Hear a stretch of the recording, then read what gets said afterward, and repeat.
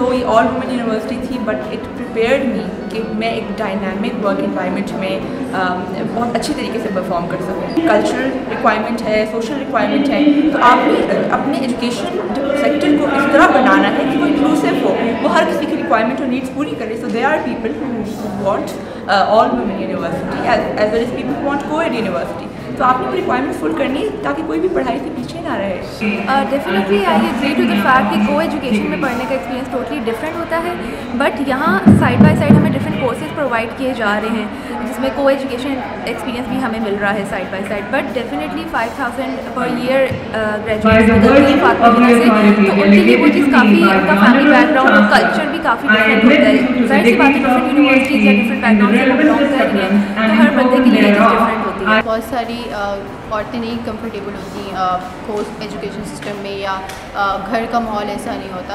तो I think बहुत ज़्यादा ज़रूरत है, बिकॉज़ मेरी जैसी 5000 स्टूडेंट जो फातिमा जिन्ना में पढ़ती हैं, उनके घर और उनके अपने कंफर्ट के हिसाब से एक होनी चाहिए university, and that's what Fatima Jinnah is all about.